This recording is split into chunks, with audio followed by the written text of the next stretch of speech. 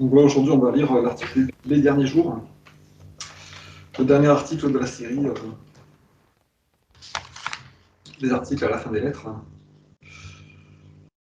Et donc, c'est un peu un article un peu difficile pour conclure cette série. Ah, moi, ça m'a très mal à l'aise. Bah, Tu as eu le temps de le lire? Non. La semaine dernière, voilà, on parlait du fait de ne pas choquer les gens, de ne pas être dans le jugement, de ne pas être dans la critique. Et on parlait aussi du fait qu'il fallait quand même dire la vérité, quand même être honnête, et œuvrer, parler, agir pour le plus grand bien de l'autre et le bien commun. Et là, donc, cet article, c'est un fameux exemple de dire la vérité d'une façon abrupte pour réveiller un peu la population humaine, quoi. Mais c'est pas des jugements, quoi. Même si c'est dur, même si ça fait mal à entendre, même si ça peut être choquant. Vu que ça vient du Christ et que le Christ vit dans le royaume des cieux, c'est pas des critiques de l'ego, c'est pas des jugements qui viennent de la personnalité humaine, c'est vraiment des constats. Et donc c'est un bon exemple, voilà, c'est un bon exemple de franchise objective, qui est dérangeante, mais qui est nécessaire à dire. C'est un constat, oui, c'est ça. Un constat. Ouais. C'est un constat, ouais. Un constat nécessaire. Qui voit les choses de l'extérieur, c'est-à-dire très objectif. Ouais. Oui. Et moi, quand je suis arrivée à l'endroit où, bon, je suis désolée, je suis dans le livre, oui, dites-vous, nous le savons, le constat, on sait tout ça. Et je dis, mais vous le permettez toujours. Et là, je me dis, bon, hormis la prière, la méditation, qu'est-ce que je peux faire dans ce bain de cochonnerie? Ouais, changer ses propres pensées. Et en même temps, pas baisser les bras. Ouais. Mais c'est tellement... Moi-même, j'ai été confrontée avec mes petits-enfants. Bien sûr. Ouais. Bon, allons-y, on va commencer tranquille. Donc, les derniers jours. Moi, le Christ, connu sous le nom de Jésus en Palestine il y a plus de 2000 ans, je suis revenu en cette époque, la plus critique de l'histoire du monde, pour vous parler. Alors que je descends dans les vibrations de conscience pour établir un contact avec vos vibrations terrestres, je vois un monde de lumière et d'ombre, d'élévation spirituelle et de désespoir. Et plus épouvantable, je vois la dégradation de l'esprit humain. Le monde est principalement dans un état d'obscurité. La personne moyenne, lisant mes paroles, pourrait croire que cette déclaration est une exagération de votre vie moderne. Mais pour comprendre l'énormité totale de ce qui se passe sur Terre, il faut d'abord expérimenter un instant de lumière. Tout d'abord, je suis contraint de parler de ce qui arrive à vos enfants dans le monde entier. Réalisez-vous à quel point cette obscurité s'est répandue aux divers stades et situations de l'enfance? Les enfants, leurs esprits naturellement avides et curieux, toujours en recherche de quelque chose d'excitant et de nouveau pour capter leur intérêt, entrent dans la préadolescence et par nature, obsédés par la curiosité sexuelle, ils sont stimulés et alimentés mondialement par les livres, la radio et le divertissement télévisé. Oui, dites-vous, nous le savons. Je dis, mais vous permettez toujours à cela de se produire. Ouais. C'est dur à entendre, hein? Ouais. Ça fait réfléchir à ce truc-là de je le sais, mais je le fais pas. Je le perçois, mais je fais comme si ça n'existait pas. T'es devant ton miroir et puis tu dis, ah oui, Mais c'est encore plus dur après. Si vous étiez des enfants de lumière, vous seriez tellement remplis de compassion que vous vous lèveriez comme un seul homme et vous diriez à ceux qui s'enrichissent aux dépens de vos esprits et des esprits de vos enfants: assez, nous ne permettrons plus que vous nous fassiez cela. Nous refuserons de regarder et d'écouter ce que vous aimez imaginer dans vos propres esprits grossiers. La violence, les perversions, la sexualité explicite, les bagarres, les disputes continuelles. Nous aspirons à revenir à la paix et à la joie d'où nos âmes sont issues. Aujourd'hui, sans le savoir, innocemment. Les enfants sont attirés par des gens aux intentions égoïstes et sexuellement avides dans leur filet de perversion sexuelle. Si vous étiez des enfants de la lumière, vous ne pourriez plus dormir la nuit, sachant que ces innocents petits-enfants sont utilisés pour satisfaire les fantaisies et les pulsions sexuelles d'hommes adultes. Ces enfants sont précipités, finalement, dans des excès qu'ils ne cherchaient pas, et dans un désespoir qui brise leur cœur, parce qu'ils ne connaissent pas le chemin pour revenir à leur innocence originelle. Leur enfance leur est enlevée, et ils sont privés de ces années importantes de développement émotionnel normal. Oh, pardon. Pensez à couper vos micros, hein, si vous ne vous exprimez pas. Si vous étiez des enfants de la lumière, vous ressentiriez leur douleur comme si c'était la vôtre. Votre conscience ne vous laisserait aucun repos jusqu'à ce que vous vous soyez levés tous ensemble pour affirmer de toutes vos forces, de tout votre cœur et de toute votre âme que ces abus épouvantables de la faiblesse et de l'innocence des enfants doivent cesser. On peut faire une première pause, hein, si vous voulez, ici. Ah, c'est le tous ensemble.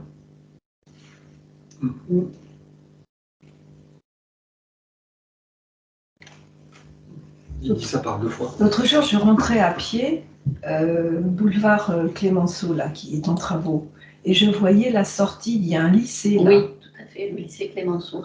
Ça me fendait le cœur parce que ils ont vraiment des visages tristes. Ils sont habillés tristes et on sent la tristesse. Alors, on n'entend plus les rires et la joie des échos. Ils ont un masque figé.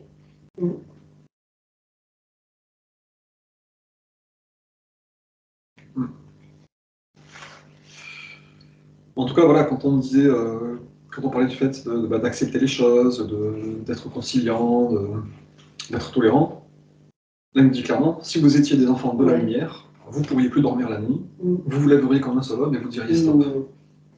Non, mais donc, ça veut dire qu'il faut accepter les choses, c'est pas rester passif. C'est ça. Ouais, On a c'est clairement... Ouais. mais au stade où on en est,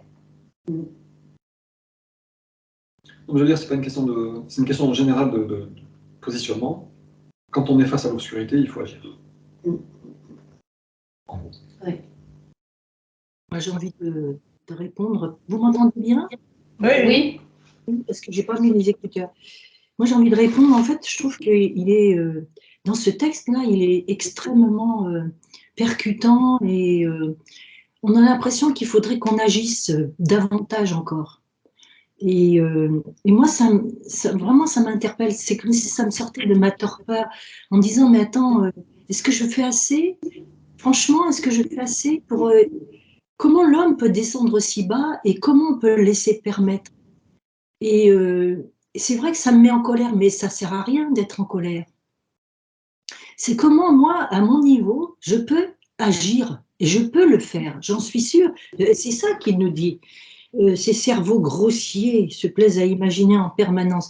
C'est inimaginable dans la civilisation dans laquelle on est, comment l'homme est descendu si bas.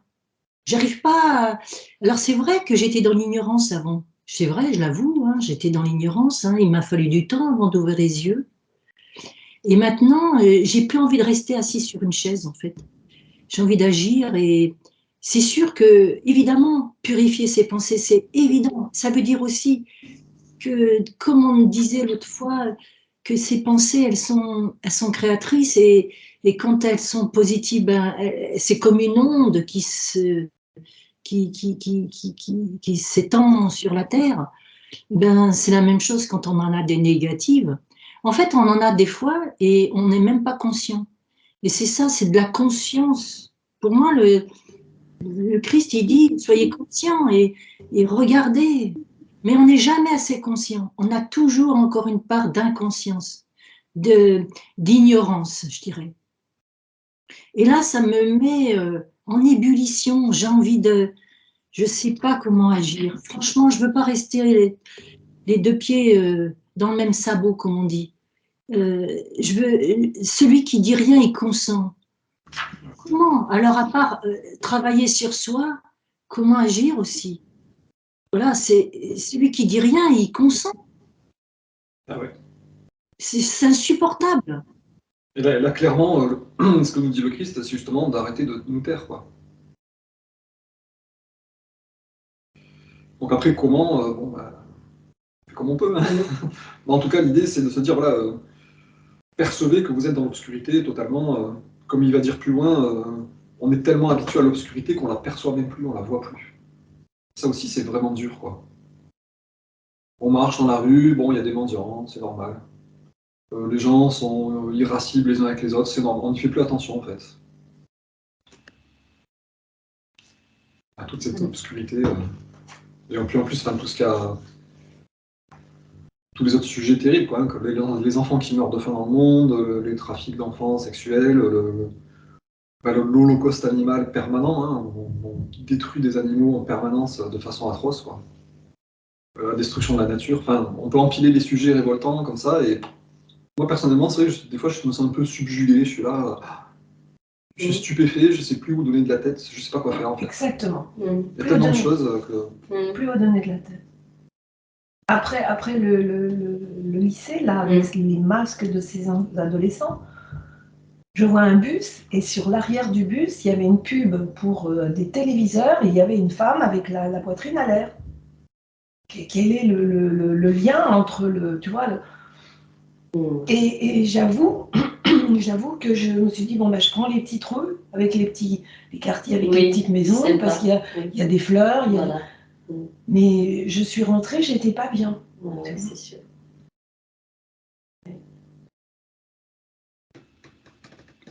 C'est un peu écrasant. C'est un peu écrasant. Oui. Ici, Christ nous donne un exemple aussi de ce qui est inacceptable.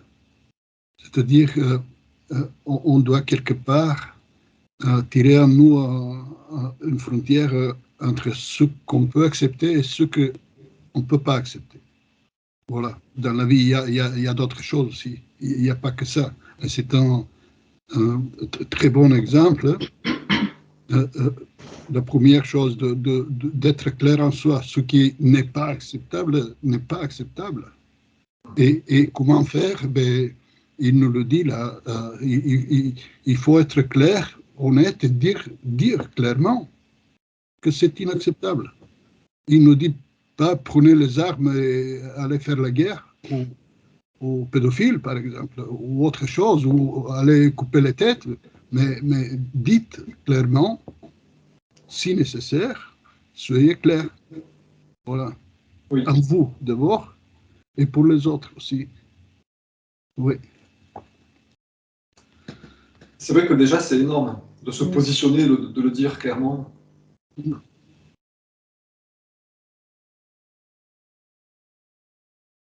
Je pense aussi que c'est le travail essentiellement qui est en nous, de tendre vers la personne la meilleure, quoi, qu'on souhaite, et d'être une personne un peu inspirante, parce que c'est comme ça aussi, je crois, qu'on peut justement toucher les gens qui sont autour de nous, et c'est déjà un travail, c'est pas effectivement d'aller prendre les armes, si on peut, et s'il y a un moyen de le faire, pourquoi pas, mais avant tout, c'est justement de tendre vers cette personne qu'on souhaite être pour devenir peut-être l'inspiration d'autres personnes que l'on côtoie au quotidien. Déjà, je pense que c'est une des premières choses qu'on peut viser, quoi. Parce que ça, c'est à notre portée. Ouais.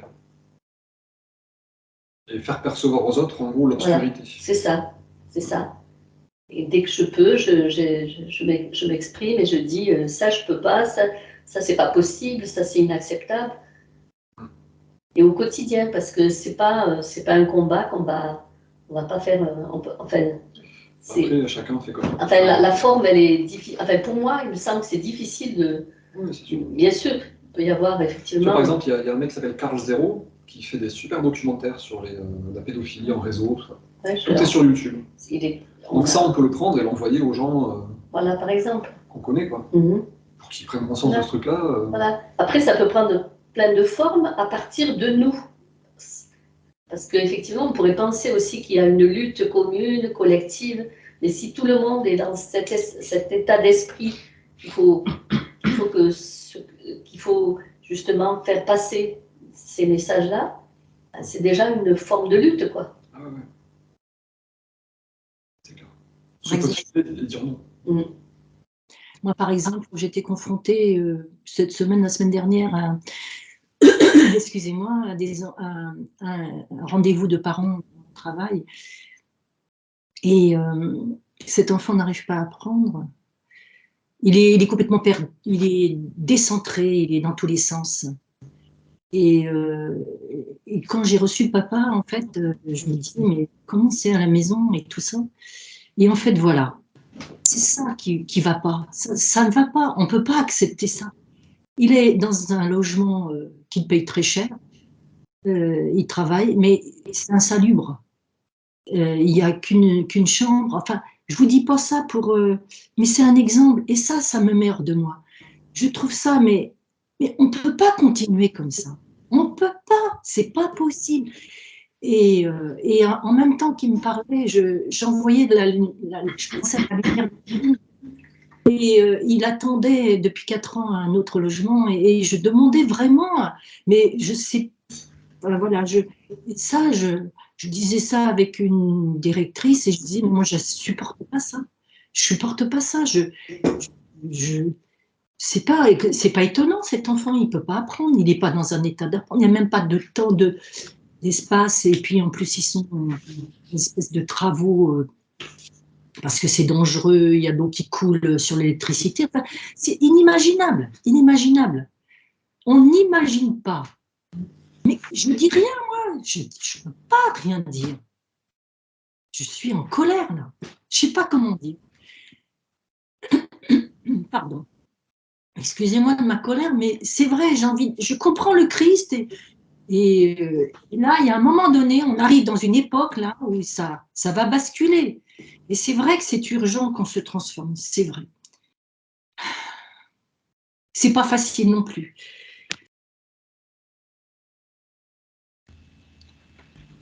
Ce qui vient de faire Christ aussi, c'est il nous parle nous pour nous, mais il montre du doigt aussi les vrais coupables, c'est-à-dire les gens qui sont entre nous, plus ou moins, et qui pervertissent la société, et chacun. Et ça, c'est une deuxième fois, je crois, qu'il montre les propriétaires, les chefs des médias et tout ce monde qui gouverne les médias et toute cette influence comme néfaste et mortelle pour l'humanité. Et il le dit clairement. Voilà. On vient de le dire. Ouais. Donc, quand il faut dire quelque chose, on peut ne pas le dire comme ça en l'air. On sait à qui on doit s'adresser. Il nous le dit. Voilà.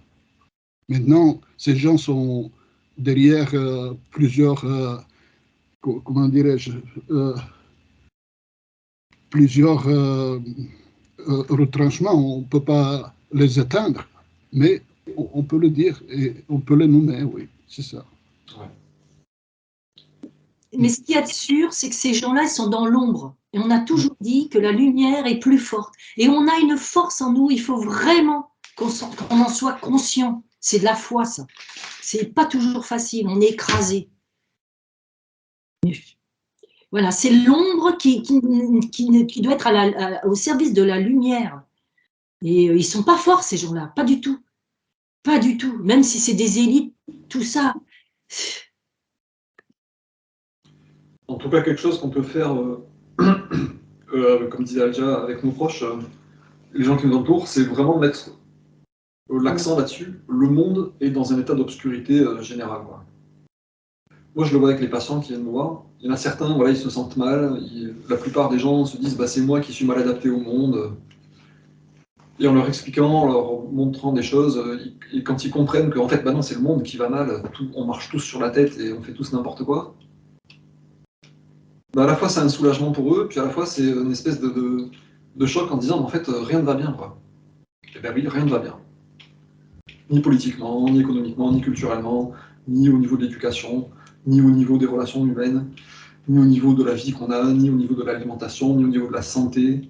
Rien ne va bien, en fait. Tout est inversé. Voilà.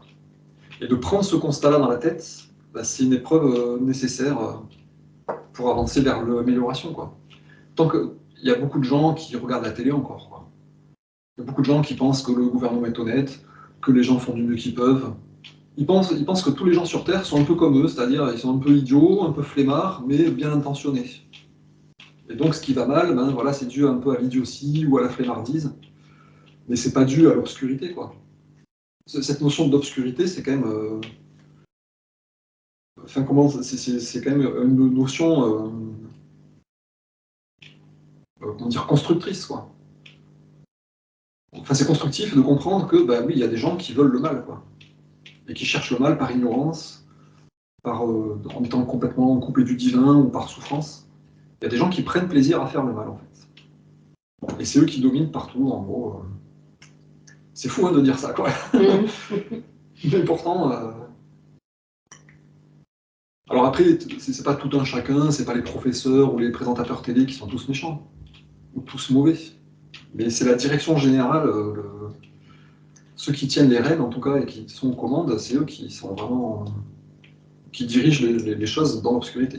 Et en plus, il y en a beaucoup qui ne s'en rendent pas compte, quoi. Qui pensent que c'est le train normal de la vie, qu'on est juste là un instant et qu'après on disparaît, on retombe dans le néant.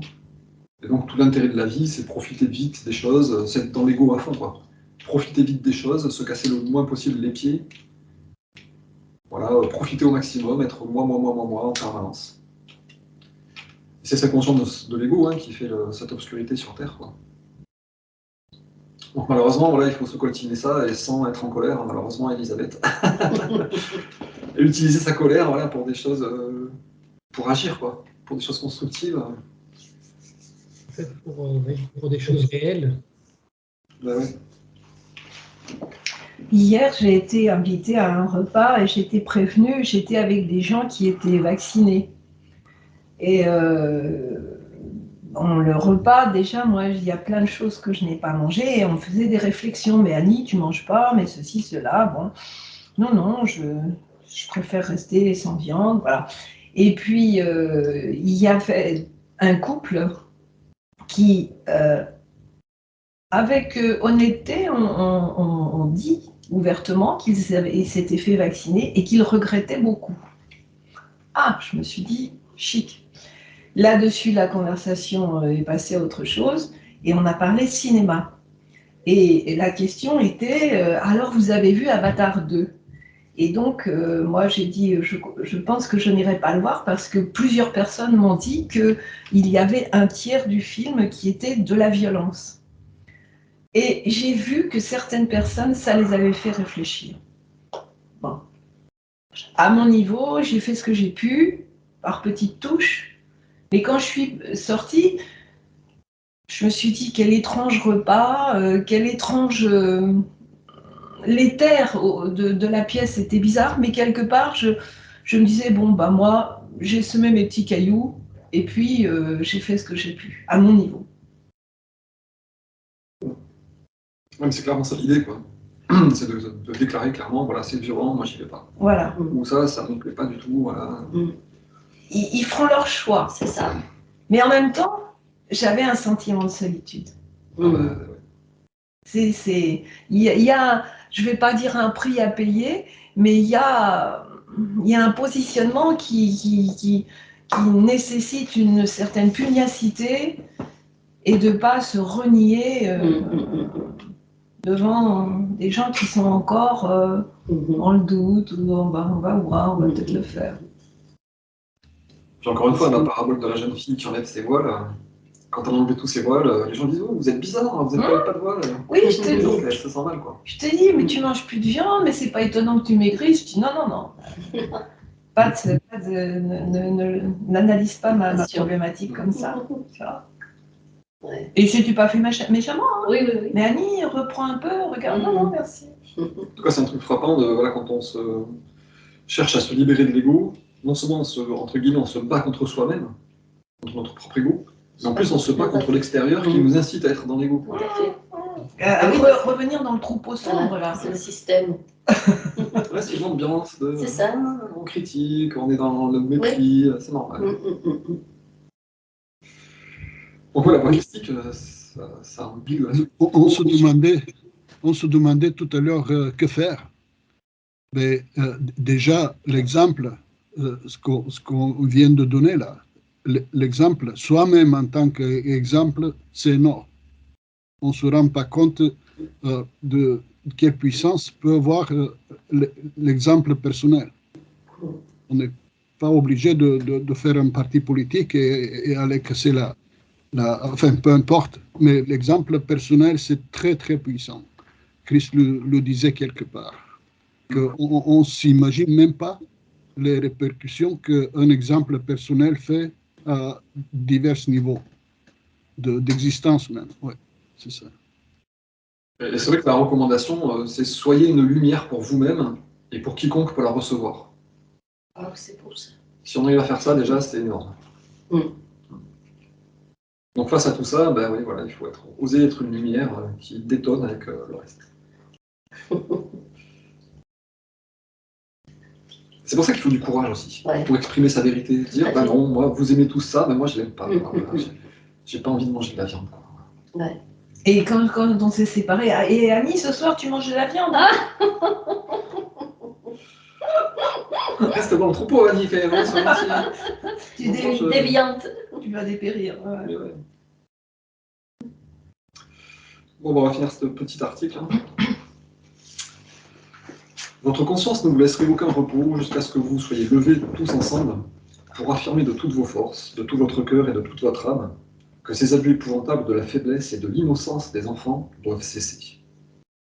Innocents, nos enfants modernes, pourriez-vous demander, vous sur la terre?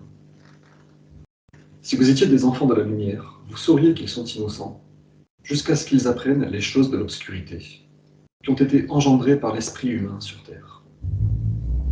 Vous, sur la terre, vous dites que le monde n'est pas dans l'obscurité, que j'exagère. Vous êtes devenus tellement habitués à l'obscurité que vous ne la reconnaissez plus. Votre monde est rempli de nations dévastées par la guerre. Il est lourd, lourd, lourd des fréquences vibratoires mentales et émotionnelles grossières de l'égoïsme et d'un mépris total pour la vie. Vos rues sont maintenant des boulevards pour le danger, la rage au volant, les agresseurs jaloux, envieux des possessions des autres, les prédateurs en traque avides de conquérir et de contrôler les autres en utilisant la force sexuelle. Le nombre de ces prédateurs est peut-être inférieur au nombre de vos citoyens moyens, mais si vous étiez des enfants de la lumière, de tels individus ne seraient jamais autorisés à prospérer. Mais ils prospèrent vraiment parmi vous, parce que vos propres esprits sont remplis de telles manifestations en regardant vos divertissements. Vous êtes devenus durs et désensibilisés à ces horreurs, et ainsi elles sont autorisées à se multiplier parmi vous comme un virus mortel. Alors que je descends et que j'entre avec empathie dans ce miasme de pensées mortelles et de sentiments destructeurs, je ressens la douleur expérimentée par les innocents qui sont la proie de ceux qui ressentent une excitation et un sentiment de puissance quand ils terrorisent les faibles. Ce sont effectivement les derniers jours, comme votre monde appelle l'époque où la vie sur Terre est devenue si universellement grossière et séparée des lois de l'existence sous-jacente que seuls quelques-uns des milliards des gens sur Terre s'arrêtent un instant pour demander « Qu'y a-t-il au-delà de l'obscurité? Y a-t-il la lumière? Où est la lumière? Pourquoi ne se révèle-t-elle pas à nous ?»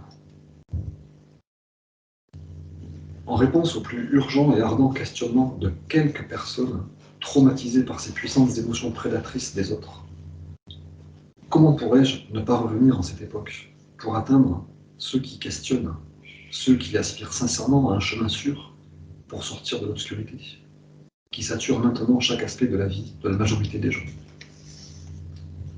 Reconnaissez-vous que c'est vraiment moi, le Christ, qui suis venu pour vous enseigner et vous montrer le chemin pour sortir de l'obscurité et entrer dans la lumière? Comment pourrais-je ne pas revenir, pour ne pas venir en réponse à votre douleur? Ne savez-vous pas que je suis amour, et que c'est la nature de l'amour pur de satisfaire les besoins des personnes aimées?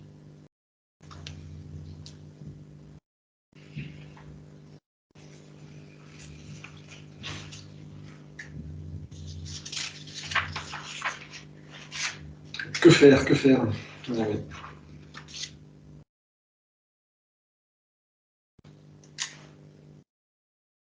Il y a ce petit passage aussi qui est difficile. Hein. Juste quelques personnes parmi les milliards de gens sur Terre s'arrêtent pour demander mais où est la lumière? Est-ce que c'est normal d'être... Et comment sortir de cette obscurité qui sature chaque aspect de la vie de la majorité des gens? Ça aussi, c'est difficile. C'est pas juste de temps en temps on croise l'obscurité, quoi. L'obscurité sature chaque aspect de la vie de la majorité des gens. Quoi. Et donc on s'y est habitué, quoi. Voilà.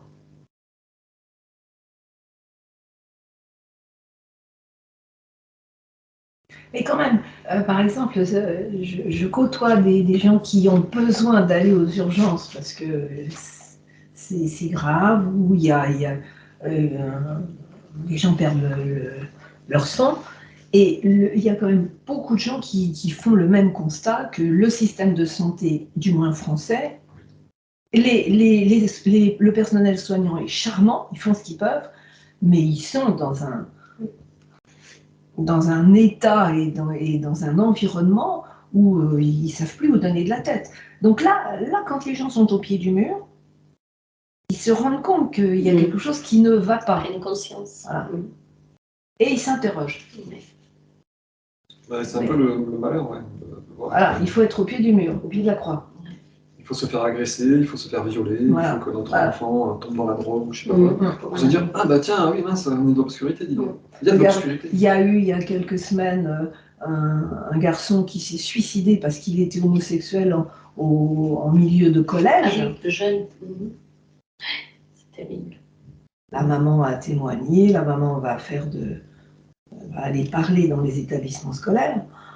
C'était poignant, hein, mais il faut en arriver Voilà, il faut là. arriver à des extrêmes. Voilà, pour que certains bouge, osent témoigner ou reconnaissent. Bon, après, qu'est-ce qui se passe? Je sais pas. C'est ça, quoi.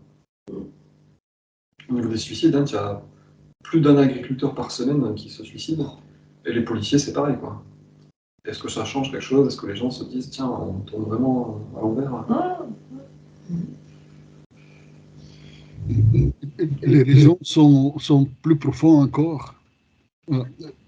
Il le dit Christ, mais il prospère vraiment parmi vous parce que, c'est-à-dire il donne une raison très profonde, parce que vos propres esprits sont remplis de telles manifestations en regardant vos divertissements. Oui. Donc on part déjà avec esprit lourd, insensible. Comment voulez-vous réagir? D'abord, libérer son esprit. Comment on peut arrêter ça? On peut pas fermer les médias. C'est pas possible. En tout cas, aujourd'hui, on ne peut pas changer ça. Mais on peut travailler sur soi, libérer son esprit. C'est la première chose à faire. Ouais. Après, les flics et tout ça, etc., ok. Mais il dit, parce que vos propres esprits sont remplis de telles manifestations, en regardant vos divertissements. Déjà, il faut fermer la source de toutes ces horreurs en nous, qui font qu'on les accepte sans le dire, sans vouloir. Ça fait partie, on commence à croire que ça fait partie de la vie, que c'est normal, etc., etc. Enfin, vous venez de le dire, oui. Ouais, puis c'est... L'exemple personnel, c'est d'abord fermer la source de ces perversions. Ouais. Chacun pour soi, après. Et comme il le dit dans la lettre 9, nos vies commencent à refléter tout ce que les médias montrent. Et plus personne n'est en sécurité sur les chemins de campagne, le soir, tout le monde se barricade derrière des barrières. Donc c'est sûr que la première chose à faire nécessaire, c'est nous-mêmes de ne plus participer à ça, quoi. En étant passivement spectateur.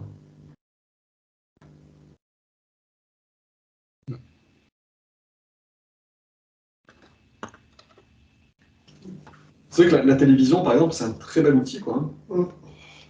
Les gens, je sais pas, du siècle dernier, enfin du 19e siècle, auraient pu se dire, waouh, grâce à la télévision, tout le monde va être cultivé, tout le monde va avoir un niveau de connaissance très élevé, l'avenir va être merveilleux grâce à la télévision. Et quand on voit ce qu'on en fait, des divertissements toujours plus abrutissants, du mépris, de la grossièreté en permanence, du Cyril Hanouna qui tout le monde se dit bon, il est abruti, mais c'est normal. Enfin, quand on voit ça, ça a pleuré vraiment. Hein. Et ça rentre dans les foyers, dans les têtes des gens, dans les têtes des enfants. Et on trouve que c'est chouette d'être comme Hanouna. Enfin, lui en partie. Il n'y a rien de particulier avec lui, mais tous les gens de son espèce. Quoi. Et c'est qu'on est habitué à l'obscurité au point de se dire bon, bah, c'est comme ça. Quoi. Sarkozy a été président, c'est normal. Quoi. Un pauvre dégénéré pareil. Quoi.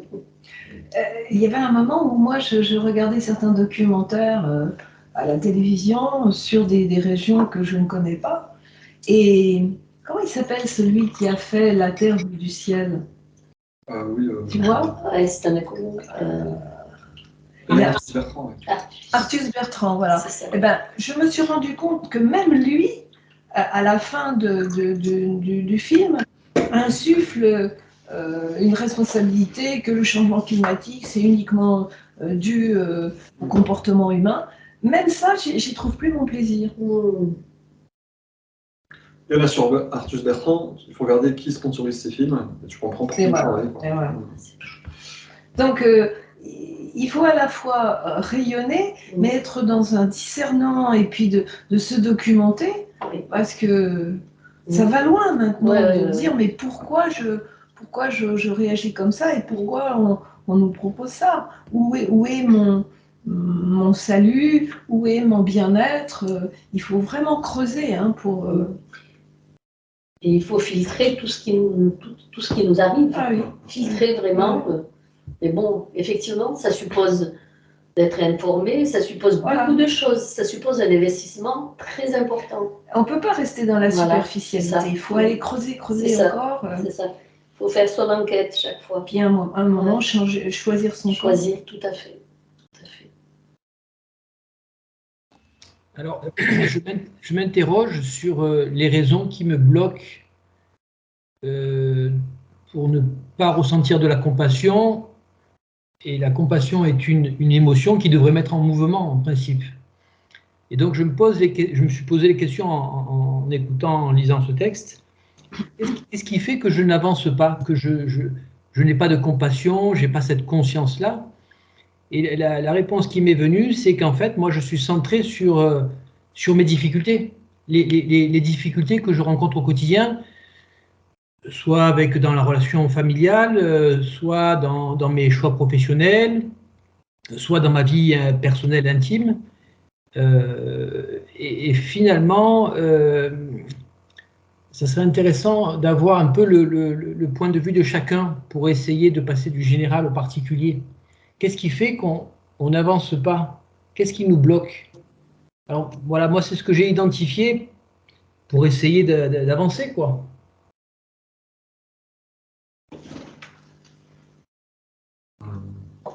Qu'est-ce qui nous bloque dans quoi? Dans l'action? Déjà dans la prise de conscience. La prise de conscience implique une compassion. Quand on est conscient et qu'on est un enfant de la lumière, on va compatir. Compatir, c'est souffrir avec. Et quand on éprouve une émotion en principe pousse à l'action. Ouais. Moi, j'aurais envie de te répondre que, parce que je le vis et je l'étudie, je fais un travail sur moi en ce moment parce que j'ai une fille gravement malade et inconsciemment, elle me pousse à travailler dans des domaines que je ne soupçonnais pas. Et il s'avère que c'est parce que je ne m'aime pas assez que j'arrive pas à avoir un effet miroir avec les autres. Et cette forme de désamour ne me permet pas de naviguer dans la beauté de la vie. C'est un peu dit rapidement. C'est explicite, ou en tout cas. Ouais. Et je tombe un peu du placard, hein, parce que je me disais, bah oui, je suis gentille avec moi, mais mon éducation avait fait que, bon, bah, ne va pas trop loin. Et en fait, je quitte un peu un monde de matérialité et je m'accorde des choses que je n'avais pas vues. Mais je ne les ai trouvées que en souffrant avec ma fille. Ou pour ma fille. Et en fait, ma souffrance ne sert à rien, c'est d'accepter sa maladie, et grâce à ça, elle me fait progresser. Et du coup, l'effet miroir se produit. Et je suis beaucoup moins dans le jugement, ou bien comme Marc nous aide à le comprendre, planter le décor et me dire, bon, bah, voilà, il ou elle est comme ça, mais son enfance, avoir de la compassion et tout cela vient nourrir cette forme d'amour que je ne m'accordais pas et que du coup, je ne pouvais pas accorder à l'autre. Bon, je ne sais pas, hein, il y a certainement d'autres paramètres, mais pour moi, c'est ça en ce moment.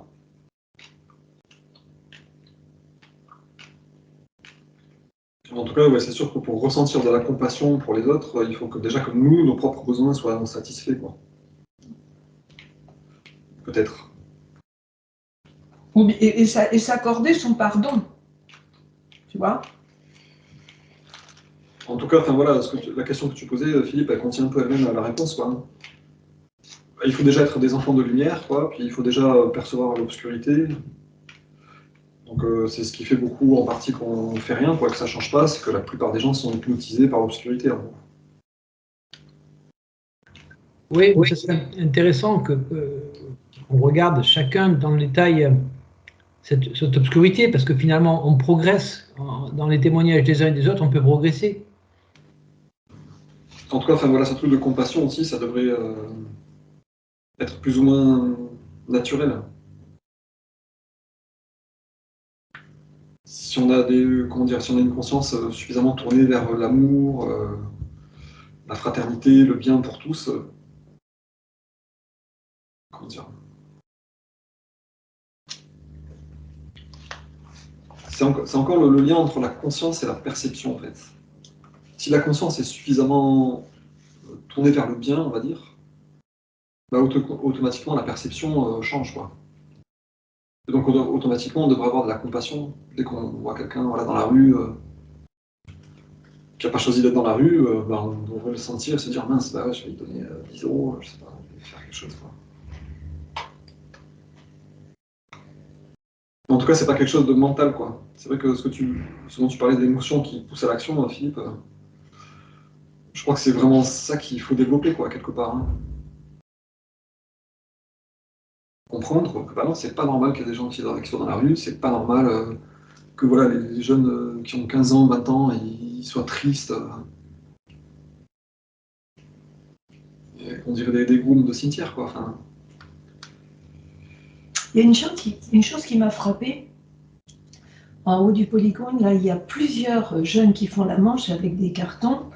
Et il est écrit, ils ne demandent pas un ticket repas ou quoi que ce soit. Ils ont écrit, en fait, le plus terrible, c'est d'être transparent. Et du coup, ça m'a incité. Je me suis agenouillée parce qu'ils étaient par terre. Enfin, agenouillée, je me suis accroupie, merci. Et je leur ai demandé s'ils savaient où aller se doucher, où aller. Il y a des repas qui sont. Bon, ils savaient plus ou moins.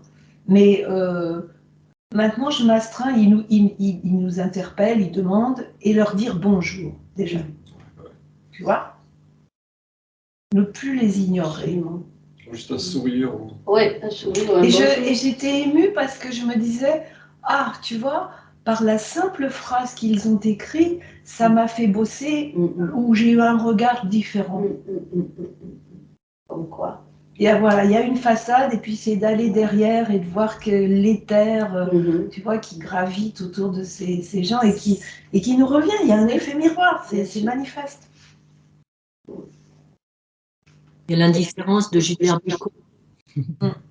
Elle est belle cette chanson. Oui.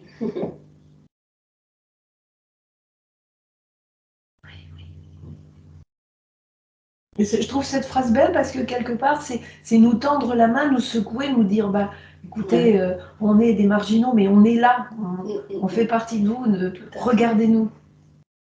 Oui, et avec délicatesse en plus. Oui, ce qui prouve bien qu'ils doivent être dans un état d'endurcissement parce que dehors, la nuit, tout ça. Mais ils ont cette sensibilité et je trouve ça beau, touchant. Moi, j'appellerais ça cette noblesse. Oui, c'est mieux que sensibilité. Enfin, bon.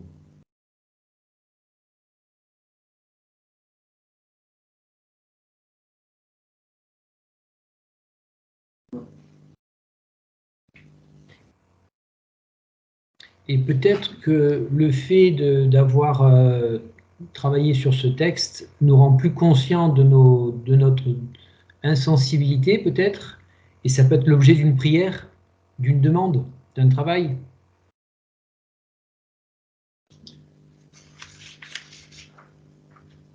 Pourquoi pour...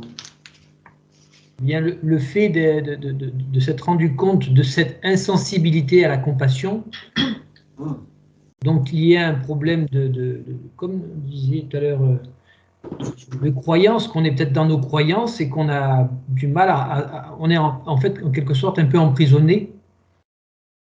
Et donc cette prise de conscience peut nous amener à demander au Père cette conversion ou ce discernement. Ouais, enfin, à ça, je pense que ça appartient à chacun. Hein. Moi, j'ai pas du tout envie de prier pour être encore plus sensible au monde qui va mal, quoi, personnellement. Quoi. J'ai pas besoin d'avoir plus de compassion et d'être plus bouleversé encore. Mais je pense que chacun a besoin peut-être de le sentir. Quoi. Bien sûr. Parce que sinon, on vit plus. Enfin, moi, c'est une idée qui me traverse, je le mets dans ma prière, ma méditation, et je remets au Père, parce qu'après, c'est vrai qu'on a nos limites, on a nos problématiques perso, mais j'en ai conscience.